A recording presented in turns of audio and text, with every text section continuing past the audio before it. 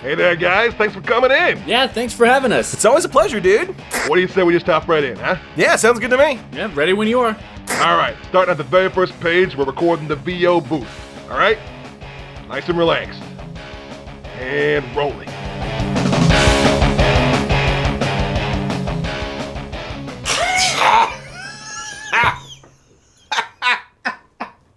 Mark and I were just staring at each other for like the first 10 seconds of this. I was waiting for you to start, and then like you didn't, so I'd like did like this really obvious inhale of breath like I was gonna start, and then you opened your mouth like you were gonna talk. And then you just had this look of just like, oh, wait, is he gonna, what?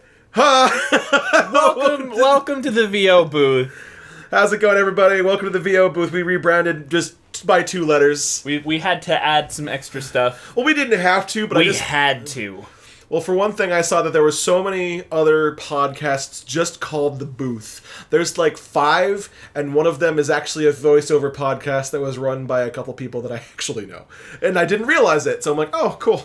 And we don't want to step on no toes. See? Yeah, we don't do that. Let me just... Oh, that's going to be awkward in post. Yes, it is. Anyway. All right, cool. We got the levels again. Hello. So welcome back. We're glad you all could join us. We are aware that it's been a while since we did one of these. Are you trying to do Robin Leach or what? No. Okay, I didn't think so. Like if you're doing Robin Leach, it's not the best impression. First of all, there are like 8 million different accents from the UK. Okay, they're not all Robin Leach. But I just thought because you were doing okay. No. Okay.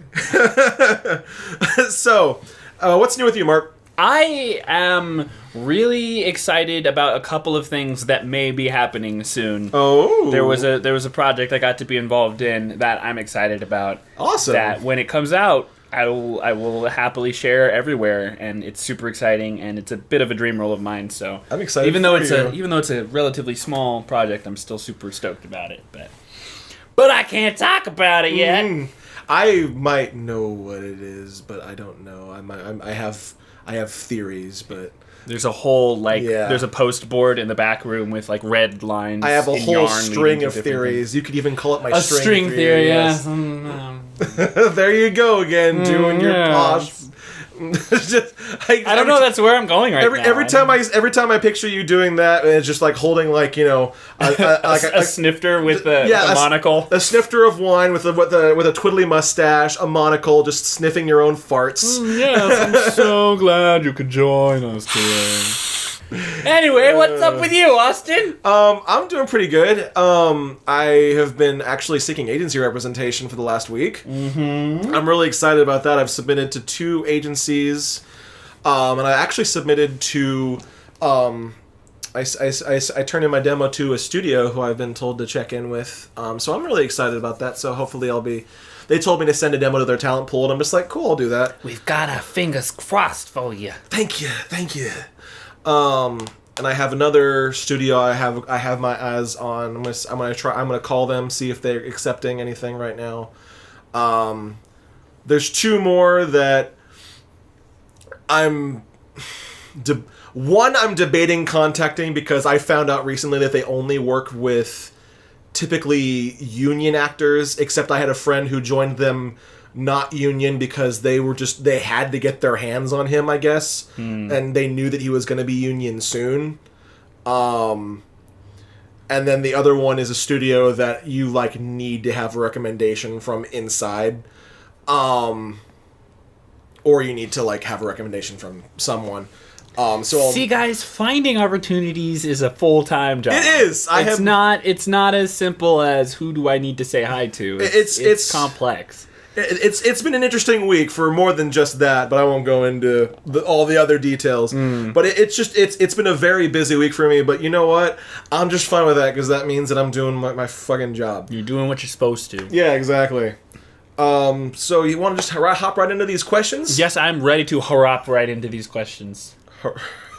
Is this some sort of horriborous thing? I don't know. You said it first. Are these? I'm mucking you. I see how it is. Oh yeah. If you are going to mock me, then I shall mock you right back. Then we will be mocking each other for all eternity. All right. Well, allow me to throw a zinger your way. As long as it is a raspberry lemon zinger. 4 eyes.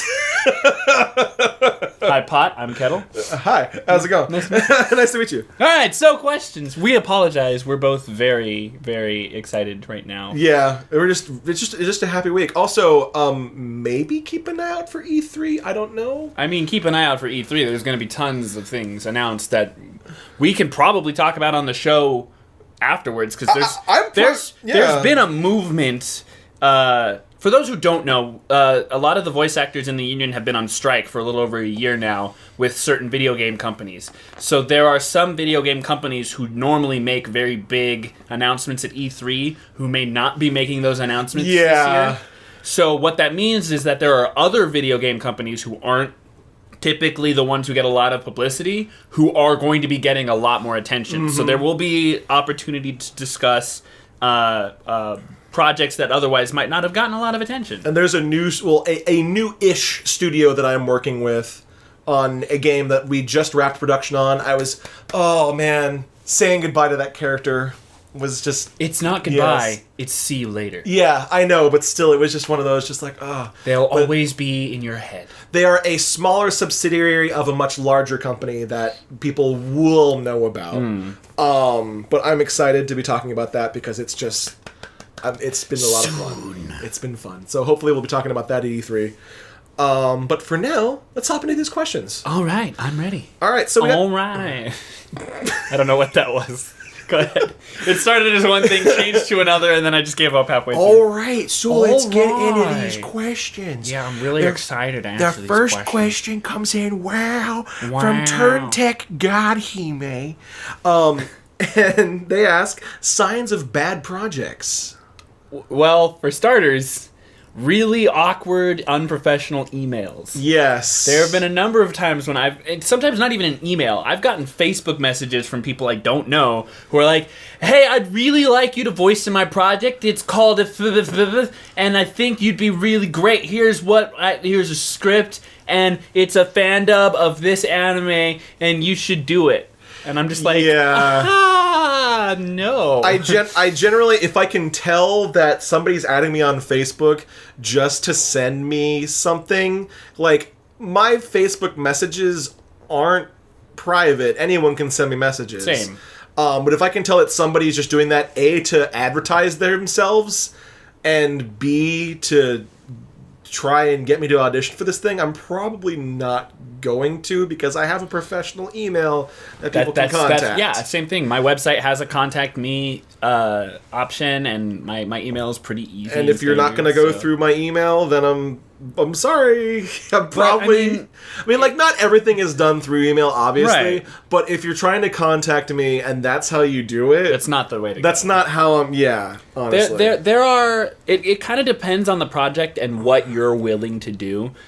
Because there are some projects now that I will...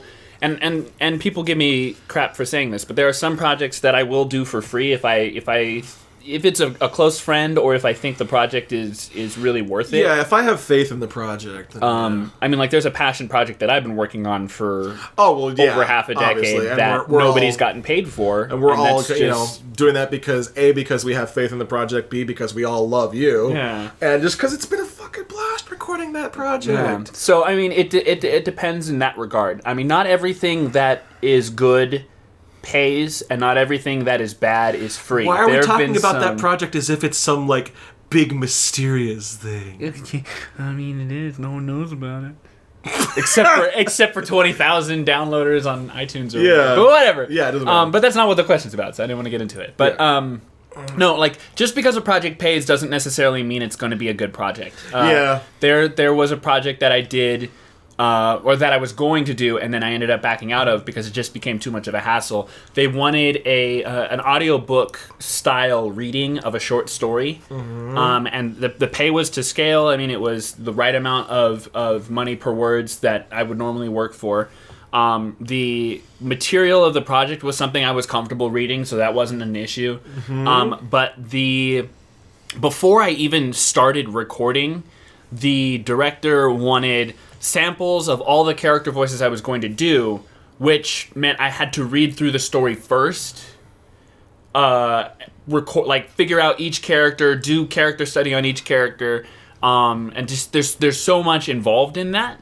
And then he wanted samples of those voices, but then he didn't want to keep those samples. He wanted fresh ones for the final project. And then he wasn't happy with just my voice as the narrator voice, so he wanted a separate voice for the narrator. And it became so much of a hassle that I said, I'm not willing to do this much work for this project. Also, generally, auditions that you get that like don't have a deadline for the audition is generally a good idea. That if they don't have a deadline, it means that they don't have any deadlines typically. Or they just aren't good at scheduling. Which one thing I've noticed with those kinds of projects sometimes is they do it because they're like, I want to keep my options open. But then what will happen is they'll find a voice that they kind of like and go, well, this is the one we want. And so they'll close down auditions for that one character. And it's like, well, that's great. I was going to send you something, and I was going to spread the word so that other people could send you stuff. But I guess you found what you're looking for already. Yeah. The same thing with productions that have a deadline but cast ahead of that deadline. And that's definitely something, is that if this is for directors and stuff, if you are casting a project and you have a deadline, stick to the deadline and state it so that people know. And don't try and like get ideas in your head. Like, you can have like, okay, this person might fit, but having like that solid of an idea of this person is going to be it before you cast the project completely is probably going to sacrifice, you're going to be so stuck in that person that you're not going to be open to other options. Right. And I have cast a show. Yeah. And from my experience, you don't know who you're going to get last minute. Mm-hmm. Like, for example, when as an actor, there are a lot of times that I will send something in the day of the deadline. And I've been told not to do this because the idea is you want to get it to them as quickly as possible so they'll hear it. Yeah. For me, there's so much that I do and there's so much that goes on that sometimes I kind of have to live from deadline to deadline. It's how I make sure things get done. Yeah. Because otherwise I just don't do them. So, you never know what you're going to get at that last minute. When I was casting Protocol, who we ended up casting as a character who hasn't shown up yet, so I guess I can't really say that. But who ended up casting for a certain character, I got 2 minutes before the deadline. Oh wow! And I had been going through all the auditions I'd gotten for this character, which weren't a lot in number. This particular character, and I was like, so long, I don't even remember who it is. It was I got to this point where I was like, well, I guess I'll go with this person. I mean, they're better suited for it, I think, than this other person. And I guess I'll just go with them. And then I got an email, and I was like, oh, hey, somebody else auditioned for this character. And I listened to it, and I immediately fell in love. Good. And that was who ended up getting the role. So, I mean, you never know what you're going to hear. So if you have a deadline, stick to it. And don't close things down until you've hit that deadline. Yeah, definitely. Absolutely.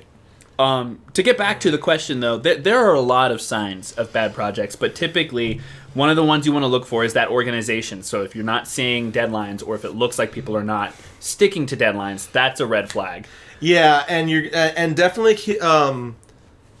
if you are directing a project, make sure that you have like file formats and like file types and naming and systems. Naming stuff. Have that listed, because that's also going to help with your organization. Yeah. Another thing you want to look out for is there for some reason people have this idea that they can set up auditions for a project without audition lines. Make sure that you have easily accessible audition lines, because if you're trying to look for something specific, your actors, they're not psychics. They can't read your mind. They don't know exactly what you're going to be looking for. So you need to provide some information and some semblance of character description so people know what they're doing when they're sending in these auditions. Yeah, and you're definitely going to want to have like specific like ideas in mind for what these characters will sound like. Yeah. You don't just want to have actors just send in their demo and kind of pick from there. That's a red flag in my book. That's a huge red flag. There are some casting production companies will do that, but that's because they're looking to expand their talent pool. Yeah. They're not casting for a specific role. If there's a particular role you're looking for, have a character description. If you've got a picture of the character, that helps, but it's not required all the time. And then have audition lines. Even if it's just 1 or 2 lines, have something there so that your actors have an idea of what that character is and can get into that. And then from the actor's perspective, if you don't see those things, ask, if you're still interested in the project, send them an email or ask them, is there any way I can get audition lines or sides for this project, because I'm interested, but I see that you don't really have anything for people to audition with. And if you don't have any audition lines or anything, how do I know that you even have anything written? And That's another issue. And you're not just like casting based on, I have an idea for something. Like, no, don't do that. Those projects do have and will fall apart. Yeah. And even projects that have stuff written out already, sometimes, stuff happens and then production catches up to where the writing is and production has to stop because the writing isn't there. Mark is giving me that most knowing look, the most knowing look he's ever given me ever.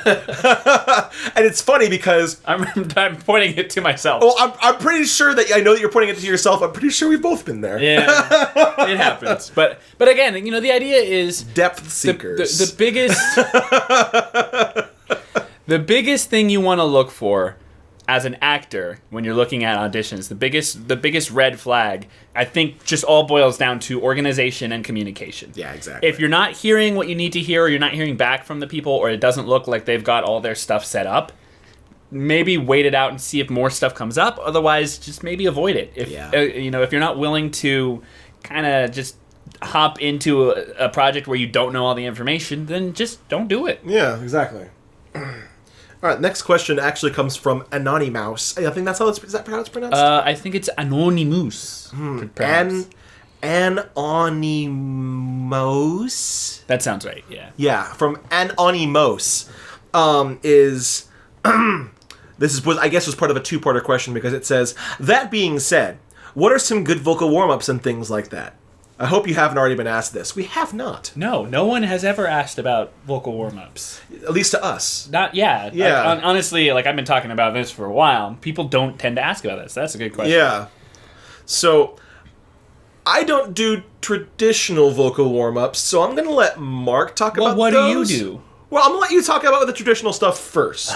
Okay. Pulls out 2 years of acting lessons experience. No, one of the things that I always took from my stint as an acting major were warm-ups, and in particular vocal and movement warm-ups. There's a lot of weird things they have you do in voice and movement classes that are all about getting your breathing in control and making sure... Yes. Anybody who's ever had any voice and movement classes will know what tremoring is. Tremoring is one of the weirdest things I've ever done, but it works. And essentially what it is there's multiple ways to do it, but the I guess the most fundamental way to do it is to lie on your back, put your hands above your head, start shaking them as you breathe out on a single note, and it ends up coming out like, and the idea of that is you're when you're on your back, you're controlling your breathing so that you can sustain that note while you're doing that.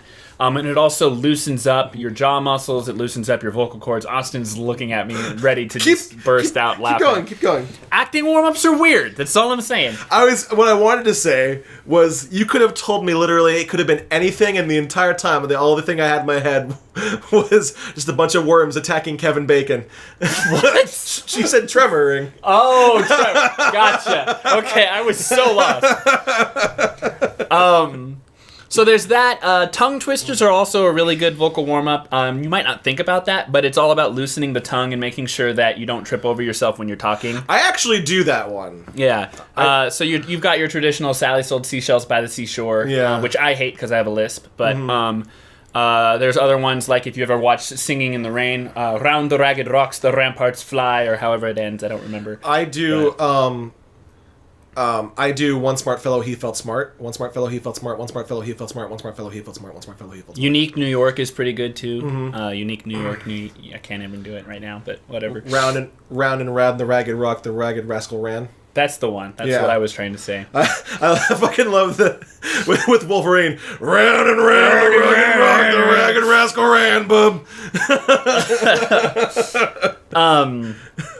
But there's all kinds of great vocal warm-ups. Another one is, and again, it's weird, but if you relax and open your jaw, you stick your tongue out and you trace a square with the tip of your tongue, and that helps stretch out the back of your tongue so you don't end up swallowing your tongue when you're talking.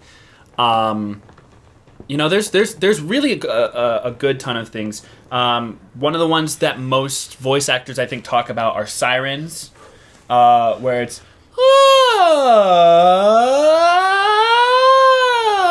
and you're doing that to just kind of exercise your range and get your vocal cords loose and ready to go wherever you need to go. There's always the what is it? Me mow, me mow, me mow. Oh, yeah. Things like that to clear your nasal sinuses. Bow, bow, Yeah. bow. And it's to loosen up your cheeks, loosen your jaw, clear your nasal passages, stretch your tongue, warm up your vocal cords. There's a whole lot involved in all these things. They look weird, they sound weird, they feel weird, but they work. So that's why that kind of gets spread throughout the community, and why people keep talking about it is because they do work, and they help make sure that everything is warmed up and stretched out so you don't hurt yourself when you're working. Yeah. And I don't really do those kind of warm-ups. I actually, if I'm on my way to the booth and I'm feeling a little bit like, I could use some warming up, I will find a song on my iPod and I'll sing. Like, I'll just, like, I have, like, a whole playlist full of just vocal stuff, and I'll just sing whatever, and I'll sing it, like, in a comfortable range. I won't go, I won't do my usual, I won't do that.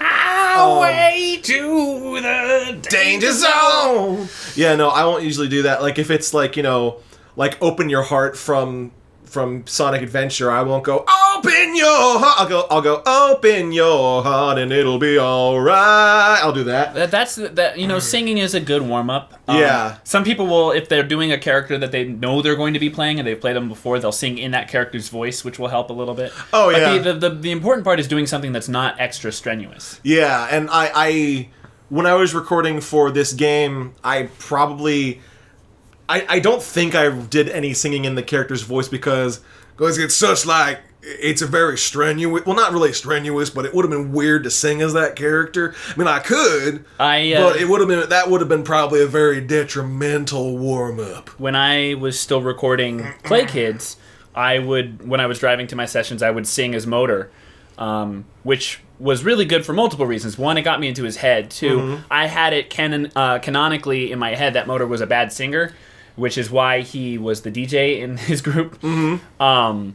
So I wouldn't have to worry about necessarily hitting the notes. It was about making sure that my voice was warmed up, that I had my placement right, and that I could get my breathing in order and all that stuff.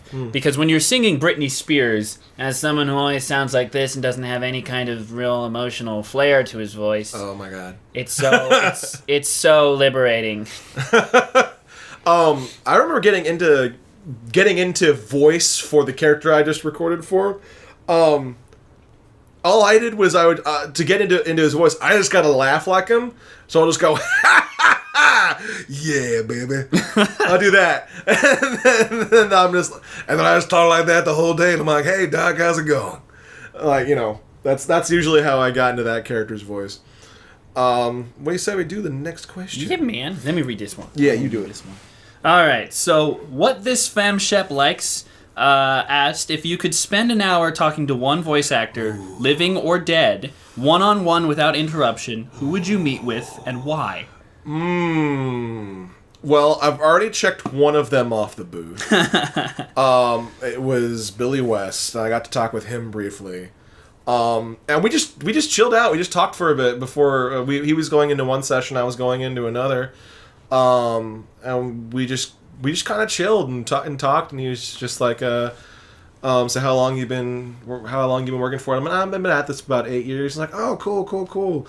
And I just said, I was actually on the way over here. I just listened to an episode of Rob Paulson's podcast, and you were on it. And he's like, oh, I love Rob. He's such a good guy. One of the nicest guys you'll ever meet. Like, yeah, I haven't had the pleasure of meeting him yet. He's like, oh, when you do, you're going to love him. I'm just like, oh, cool.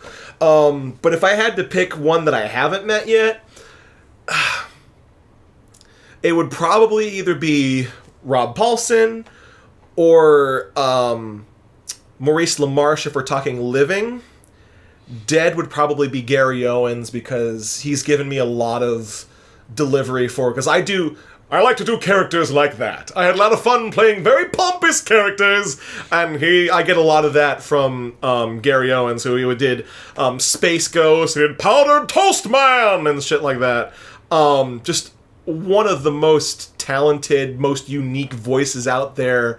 And I would have loved to have met him before he passed. But, c'est la vie. Such is life. It's a tough question for me because I ran a radio show at our college for over 4 years where I got the opportunity to spend half an hour and an hour and in some rare occasions 2 hours with other voice actors and because we had guests on the show all the time. So that I got to talk with people like James Arnold Taylor and Maurice LaMarche and Phil Lamar, because we went to a convention once and recorded a bunch of interviews. So Rob Paulson, Steve Bloom. I got the opportunity to meet and talk with a lot of these people. And it's really funny because when I want to answer this question for a living actor, I kind of want to just go with someone who I've had the opportunity to be friends with and talk to on numerous occasions for long periods of time, and that's Kyle Hebert. Kyle is a wonderful human being. Kyle's great. Who has a very unique perspective on voiceover and acting in general. And I just love talking with him. And we've been friends for about a decade. He's a great guy. He's a really good guy, and I love talking with him. And so I could talk with him about voiceover for hours. If I was going to pick someone who no longer is living, I would have to go with Dawes Butler. Ooh, Yogi. Well, and among other things. But I'm remembering that right. Yeah, Yogi. yeah. And the reason why I picked Dawes, because at first I would want to pick Mel Blanc. Yeah. But Dawes had a way of bringing characters to life without necessarily making them cartoony. Which sounds weird because he mostly worked in cartoons. But he had a way of taking regional accents or affectations that he knew from he got from people he knew and creating whole characters just based around those details. And as a linguist and someone who's really focused on accents and regional dialects and things like that, I would love to chat with him and just figure out like, well, how do you approach that process? What would be the thing that would stick out in somebody's speech that would go, that aspect of their speech is unique and that's what I want to build a character around, rather than just imitating that person's voice. Yeah, absolutely. I don't think I said why for Rob Paulson and Maurice LaMarche, but I know I said for Gary Owens. But those two guys, like more than just them being Pinky in the Brain.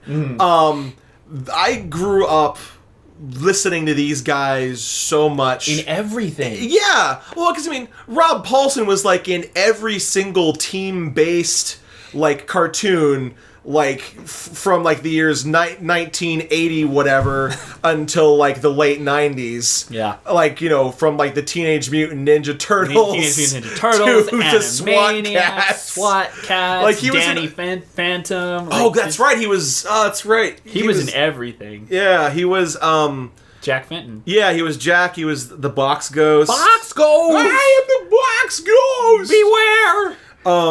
And that because I've, kind of stolen some of his deliveries on things too. I think we all have. Oh yeah, because he's just, you know what they call him, the mayor of voiceover. Yeah, he's extremely versatile. He's so freaking great. He's one of those guys who, he has his own podcast. If you've never listened to it, you should look it up. It's called Talkin' Tunes. He talks to some great people. You get to hear some great stories. Episodes I totally recommend are any episode with him and John DiMaggio, especially the live episode where he talks about his mom. They did do a Teenage Mutant Ninja Turtles reunion show as well. That one is good. Hilarious. There's one where he did with Kevin Michael Richardson and Jess Harnell, in which he tells a story about Jess Harnell tells a story about one time Kevin Michael Richardson ran around his house naked. Is that the same one where he tells the story about William Shatner? Yes. Yeah. Yeah. And I just love how the one with him and Kevin Michael Richardson running around his house naked ends. It's just got such a great punchline. Yeah. And if you want like a really good feel good episode, it would be with Christian Lance, who, do you know who that is? Mm-hmm. Okay. For those of you who don't know, he oversimplified, he's generally the guy who is a stand-in for Antonio Banderas. If you ever hear Puss in Boots and it's not like the main Shrek movies, it's him. He was also, what's his face in the new Teenage Mutant Ninja Turtles? Yeah. Casey? No. No, I think he's like a fish guy. I can't remember his name. It's not coming. He's like one of like the more popular characters in the show, and I have not seen the new TMNT yet. I've heard it's fantastic. I've been meaning to check it out before it ends. But if you want to like a really great like a feel good episode about like overcoming obstacles. Well, not just overcoming obstacles, but like coming full circle. Because he talks about how when he was young and he moved to America, he learned English from watching Scooby-Doo.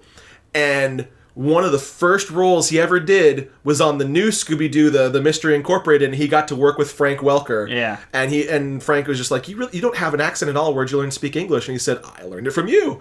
And it's just one of those just like, it's such a great episode. I totally recommend it. But we've been going on long enough talking about somebody else's podcast.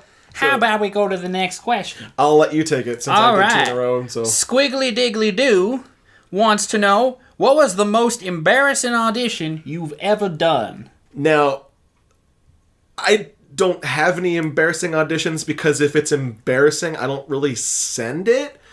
But, oh gosh. It would probably have been stuff where I was like sick.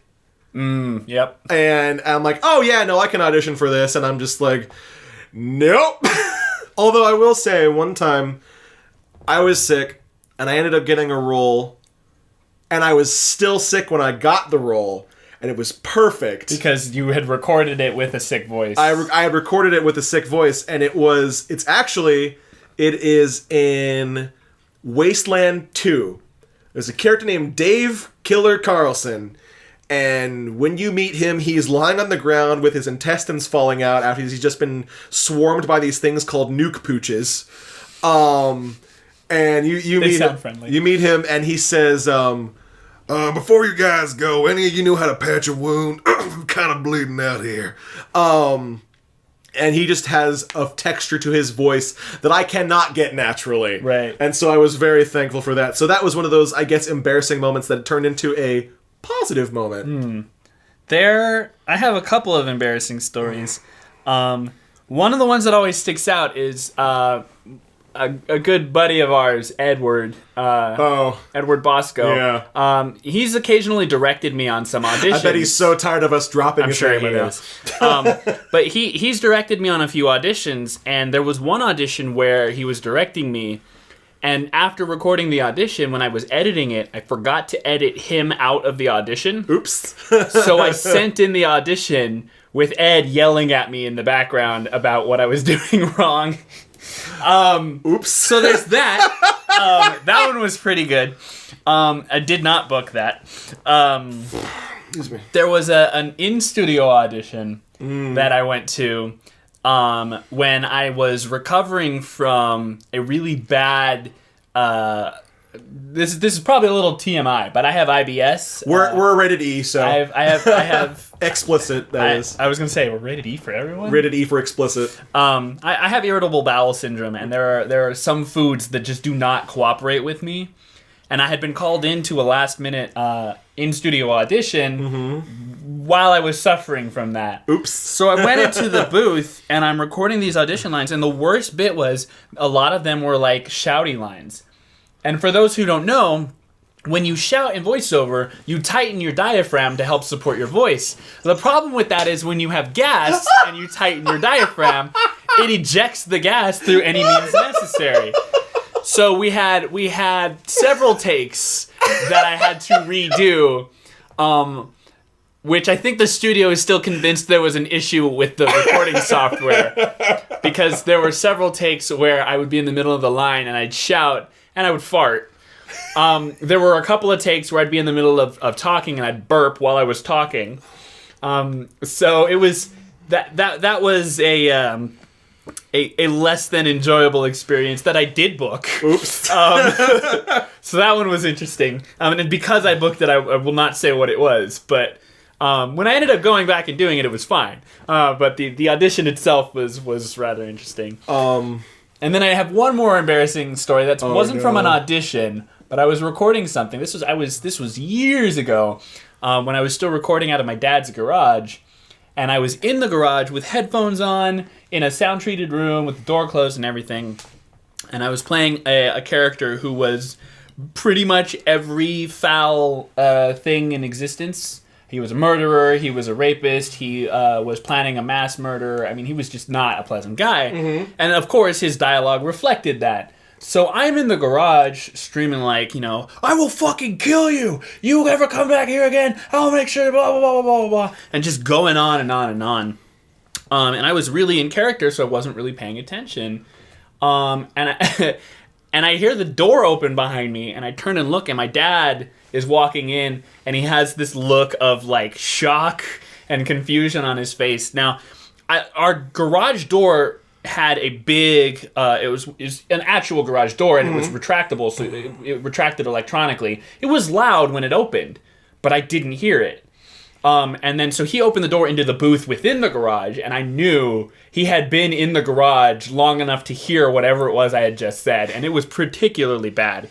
So he walks in and he says, in probably the smallest voice my dad has ever used, he said, son, I'm not really sure what you're doing out here, but I wanted to let you know that if you're hungry, dinner is ready. and I just kind of I was like, okay, thank you. And he's like, okay. And he closed the door gently and left. And I was just like, oh my God, what did he hear? What does he think about me? I had something kind of similar to that just the other day, where I was recording an audition for a particularly shouty character that a lot of people know as a very loud, growly, shouty character who I will not say what it was, because I am not at liberty to say what it was. But it involved me in my deepest voice going, doing that. And of course I do that right as my mother walks in. Are you okay? She I was doing it while she wasn't home. And she walked, I hear the door open on the other side of the house. I can hear you outside. Are you okay? And I'm just like, oops. Something like that. Yeah, something like that happened in my last house. I was recording an audition and forgot to tell my roommate that I was recording an audition, and it was a war game. So it was kind of like, and then the door just opens. Hey, are you okay? I'm like, yeah, I'm recording an audition. He's like, oh. There's this big sigh of relief because I guess he thought I was dying or something. Those are always the most, weird to record for when people are in the house. Well, and you don't, you get to a point where you're so into it that you forget other people are there. Yeah. So. But they're also really freaking fun to record for. They're great. I've recorded for a few of them. They're a lot of fun. And they pay well. They pay really well. They do! Okay, so this is one that's gonna split us right down the middle. It's this same person, An Ani Mouse. Is that it? I think that's right. All right, An Ani Mouse. Maybe it's Anonymous. I want to say anonymous, but that can't be right. No, that's I'm stupid. sure it's something. It's something that's really fucking unique. Stupid. Like chartreuse or something. Anonymous. Says pineapple on pizza. Okay, we're gonna say our answer on the count of three. Ready? Right. 1, 2, 3. Hell yes! No! Yes! Fuck! Yes! Gross! Okay, legitimately, there's not much I will not eat on pizza. I will eat anchovy pizza if I have to, just because it's food. Yeah. And if I'm hungry, I will eat it. But I actually really enjoy pineapple on pizza. Not usually by itself. Like pineapple and sausage or pineapple and Canadian bacon. Those are really, really good because it gives it a sweetness. And a lot of, especially like Domino's and Pizza Hut, their pizza sauce doesn't have any sweetness to it. It's just like tomato paste. So when you add the pineapple, it becomes a sweet, savory flavor, which is it's much better than just plain pizza. Cool. We're running a little long. So I'll give you my I'll give you my my answer in less than 30 seconds. All right, go ahead and time me. All right. All right, hang on. And go. Gross. Done. You got it. Yep, that was that's my answer to that. We're not actually running long, but yeah, no, I just do not care for it. There's just something about it. It's that same kind of response to people who don't like cilantro. Like see, that's something that like I know there are some people who are allergic to it. I've never understood how you could not like cilantro. Like I almost never taste it in food. But there's like, you know, a percentage of people who think that cilantro tastes like soap. Yeah, I guess. Yeah, and it probably has something to do with your taste buds. And I love pineapple, but pineapple on pizza, I can't. It's not even something you can like pick off of the pizza because pineapple is really moist and it soaks into the pizza. So you can't even take it off because it's just like it soaks in the flavor. Yeah. And it's just like I just can't take it. It's just I love it. It's just, for one thing, it's such a weird texture and it's just such a weird flavor combination. I like my pizzas spicy. I like my pizzas like really like spicy. I don't want it like really super like sweet or anything like that. Like I'm the kind of guy who will get like Tabasco sauce on his pizza. See, I prefer sweet. Like for example, like when they started offering barbecue sauce as an optional sauce for your pizza, I was like, yeah, oh yes. Yes. Well, give me that sweet savory barbecue sauce dressing. Well, that's I'd even say that's different because like barbecue sauce is a sauce. Yeah, but for me it's about the flavor. The texture of pineapple doesn't bother me that much. Yeah. Like I like if I'm getting like a beef pizza, oh hell yeah, give me the fucking barbecue sauce. Give me that shit.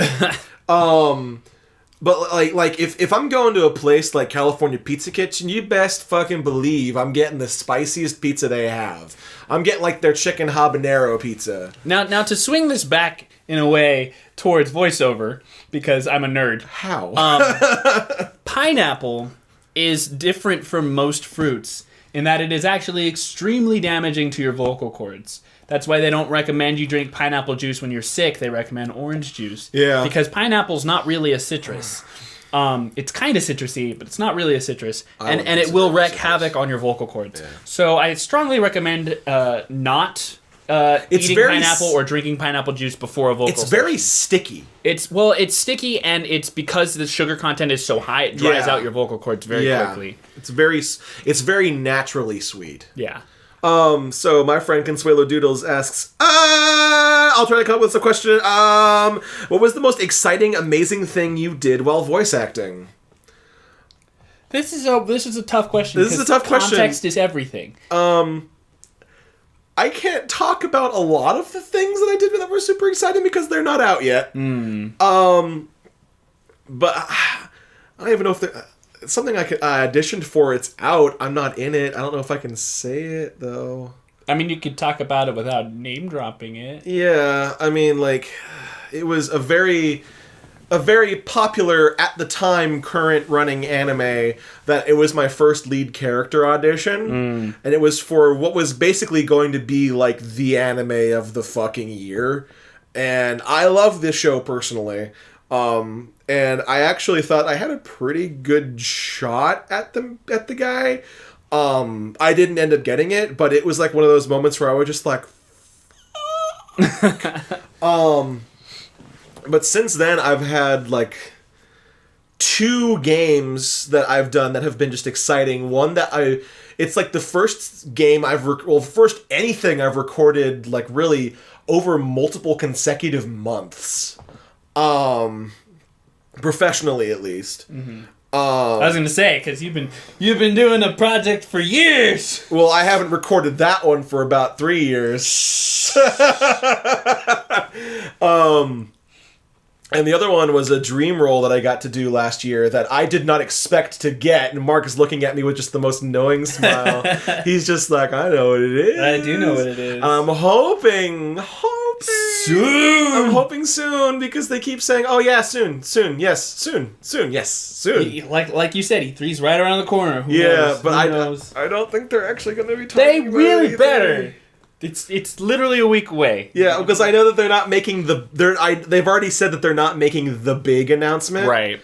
But so I don't know. Maybe they're adding me into the game. I don't know. I hope so. I hope so too. I hope so. I really so want to I talk can about this. start climbing rooftops and screaming to the sky. I'll be screaming a very particular thing to the sky when I get it. It's going to be a particular line from the game. Yes, it will. There's a certain pleasure that comes from being able to share in friends and colleagues' successes, but it's also that same simultaneous frustration when you can't talk about it and be like, because you're like, I'm so happy for you and I'm so excited, but nobody knows about it yet. Well, it's funny because like there have been so many times when I've had like conversations with people where a line from the game would have been perfect to put in the middle of that. Just like someone would be like saying something, I'll just be like,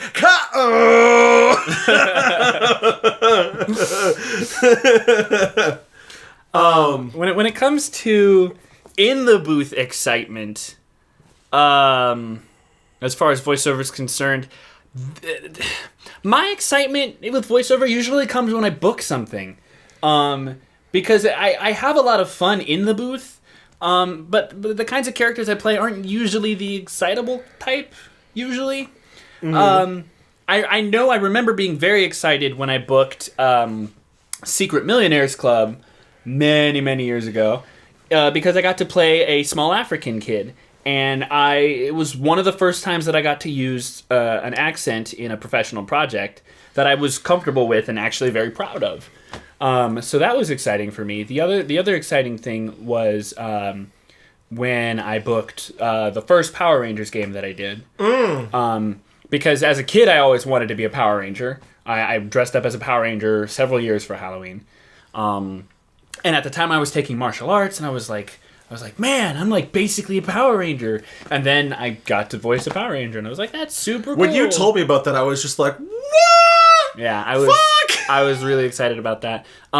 So to continue on that, when we did the second game, I thought I was only going in for the same character, and I ended up doing 3 other characters, two other Power Rangers, and then a villain. And so I was really excited that I got to do the villain, because I almost never play villains. So that was exciting. But yeah, my excitement with voiceover is pretty much a steady flow of excitement, especially when I'm like booking things. Yeah. I can't really think of a whole lot of times when something happened in the booth that I got super excited about, with the sole exception of Gundam, which I can talk about now. Yeah. Because they finally credited me. But I play a character named Derma Altland in Gundam Iron-Blooded Orphans.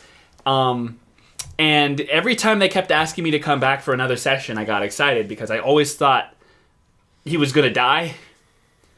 And every time I got called in, I was like, okay, I didn't die off screen. Am I going to die in this session? So I'm not going to spoil on whether or not he does. But I was always excited every time they were like, okay, we want your availability for this week so you can come back and do more Derma. And I'm like, okay. I'm still there.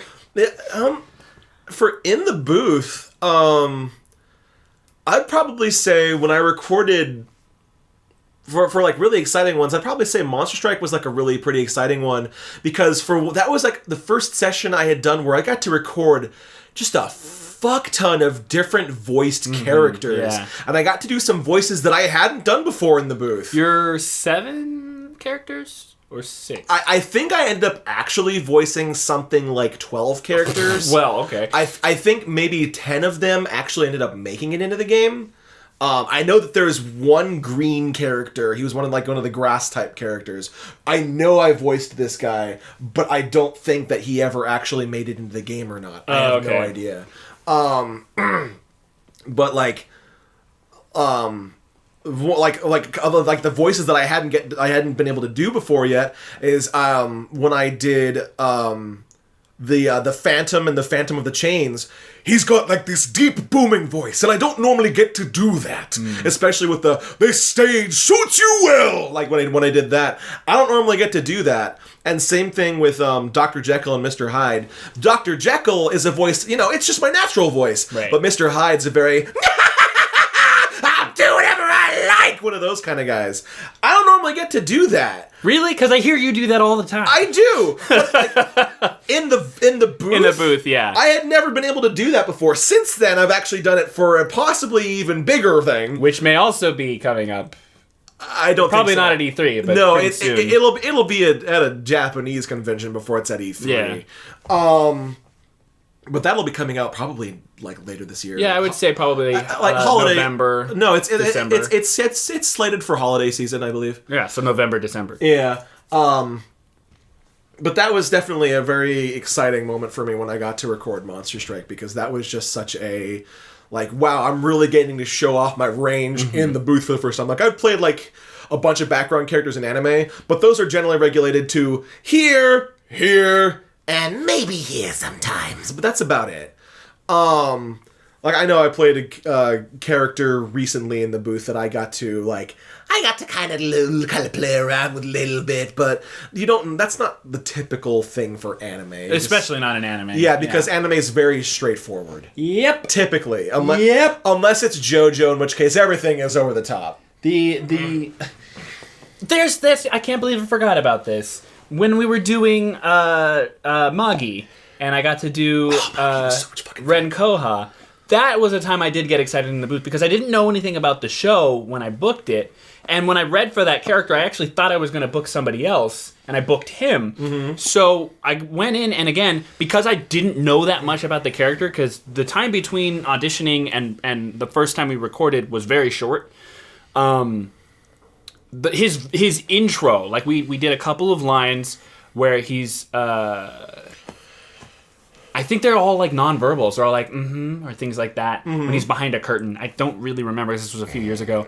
But his basic intro, he slices the top of a carriage off with this massive fuck off sword and starts murdering people and laughing maniacally. And the director at the time was like, okay, so we haven't had time to play with this character that much, so I'm just going to let this scene play out for a little bit so you can get an idea of what this is going to be like. And as I was watching it, this huge smile just spread on my face, because I never get to play insane over-the-top characters like that, especially in anime.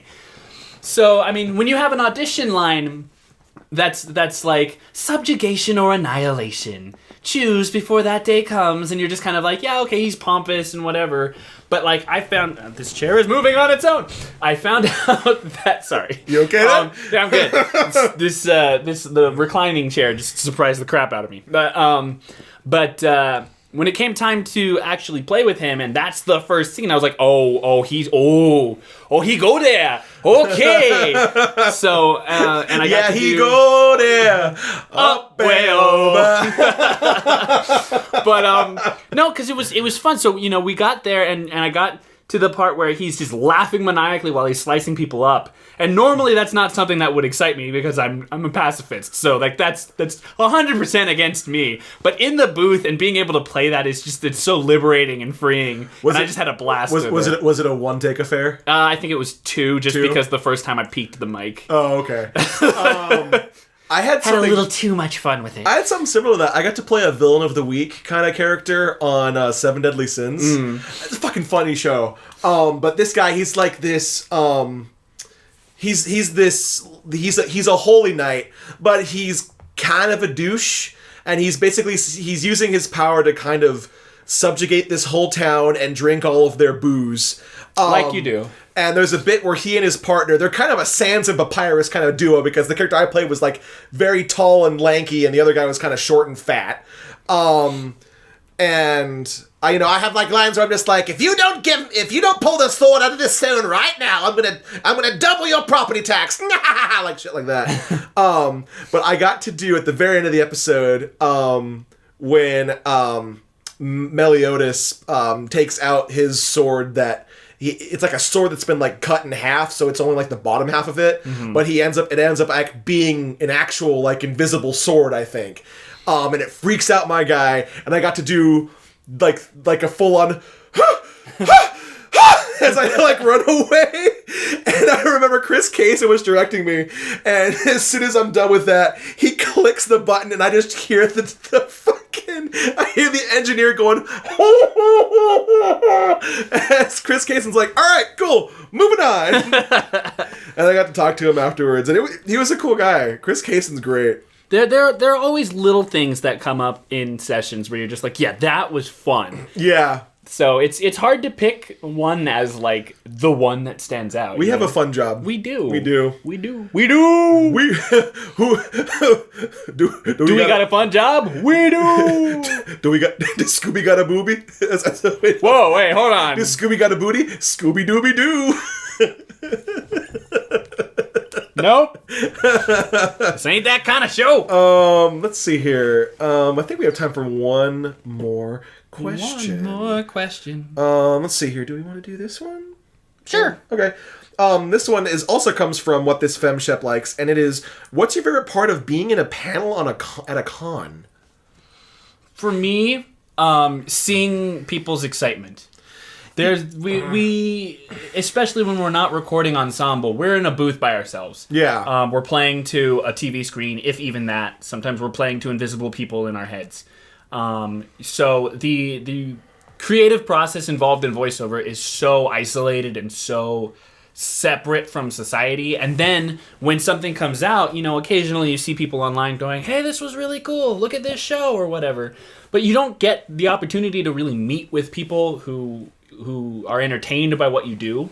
So what's really it's what tells me that what I'm doing means something. Mm-hmm. Is even just like when we did our Chilling with the Voice Actors panel at TitanCon a couple months ago, even just hearing people asking questions about, well, how did you get started? Or, what advice would you have to give to somebody? Because that at that point says there's somebody else who cares about what I do as much as I do.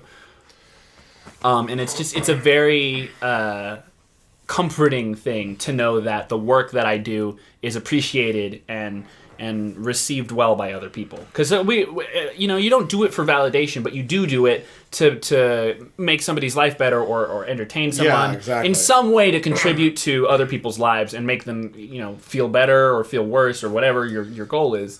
Maybe not feel worse, but I mean feel something in regards to what you do and what you're performing. So it's great to get that opportunity to meet with people who were affected by what you did, and just hear from them and hear what they thought and hear that they're interested in doing what you're doing because of what you did. That's always just it's so cathartic. For me, it's just like I just like talking about the shit that I do with people that I would hang out with afterward. Mm-hmm. Like, I just like talking, I go up there and we all share our experiences, and like we would do that even if it wasn't in front of a fucking group of people. If it was just us. If it was just us, because that's the reason why we're doing this podcast, honestly, is we just like talking about this stuff. Yep. And also the slight bit of satisfaction that comes when I say, when I voiced Grimlock in Transformers Legends, and you get the one person going, woo, yeah! And I'm just like, yes! Like, normally when I go through and I'm just like, oh yeah, I did some characters in Magi the Kingdom of Magic, and I'm in Summon Knight 6, and Atelier Fierce, and then I was Grimlock in Transformers Legends. Woo! And I'm just like, all right, cool. And it's always one guy. It's always the one guy. It's always the one guy who's like, in the very back going, yeah, Grimlock! That happened when... Grimlock, very thankful. that happened not at TitanCon, but the last con I went to, which... ALA. I was on an ALA panel. Oh, yeah. And we were talking about the roles that we did, and I was like, these are things people might know me from, and I named like the more recent ones that were kind of big, and then I was like, oh yeah, and I was Ren Koha in Magi Kingdom of Magic, and there was somebody who was like, oh yeah. And I was just, that's the one that they recognized. That's my favorite, is not the woo, it's the yeah, cool. or the oh right, that guy. Yeah, exactly. Or it's like, either they forgot that person existed but now remember, or they didn't realize that person was played by a real person. Oh yeah. So then they're like, oh wow, he has a real face. Wow. Just Owen Wilson from the back. Wow, I had no idea that guy was played by a real person. Oh, wow. Oh, wow, that's really cool. Pretty creepy. It's pretty cool that there's a real person who plays him. Wow.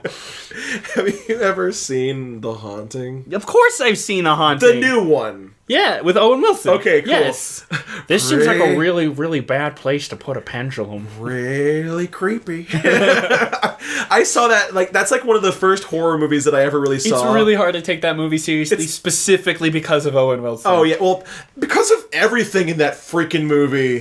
That movie's so freaking stupid. It's hokey. I wouldn't say it's stupid. It definitely is creepier in the 60s version. Okay, yeah, because I'm just like, it's pretty stupid because it was a remake that the director was like, yes, I can do this better than the original.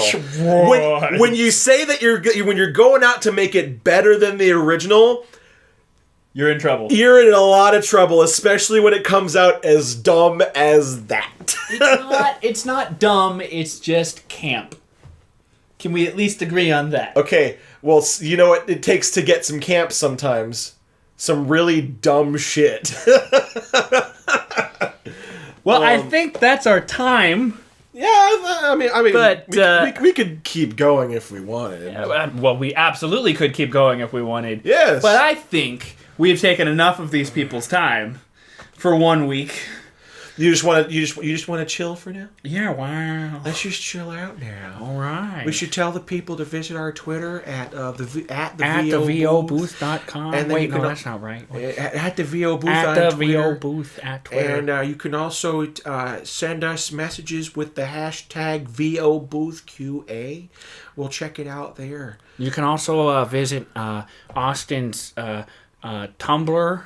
Nah, don't visit my Tumblr. Visit my Twitter instead. All right, don't do that. It's a bit more Why did I get Southern? professional. Okay. Wow. Well, because Owen Wilson go is to his Southern. Twitter, but he doesn't speak with a real Southern accent. He speaks with an Owen Wilson accent. I'm just gonna do the rest. Even of this. his brother doesn't talk like that. It makes no sense. I'll just do the rest of this as Robin Leach, and you could visit my Twitter at AmtraxVO. I believe is my Twitter. You don't even know? I'm pretty sure it's AmtraxVO. AMTRAX capital V capital O. You tell them yours. Well, if you're trying to find my Twitter, you're going to want to go to @MarkAllenJr. That's pretty much it. There's nothing special to it. It's just my name. Man. What? Man. What? I'm just stating, man. Okay. You're labeling me.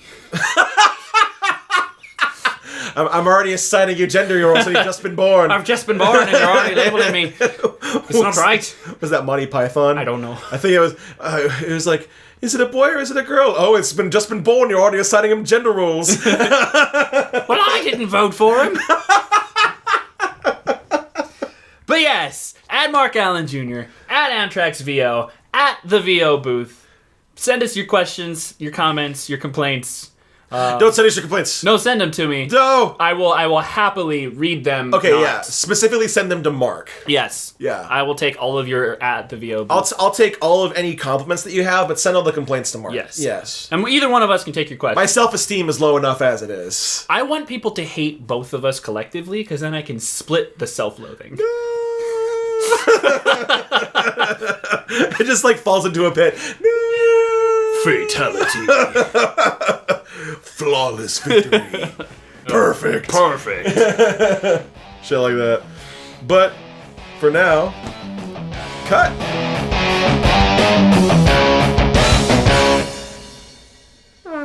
Yeah, bye. Wow. Wow.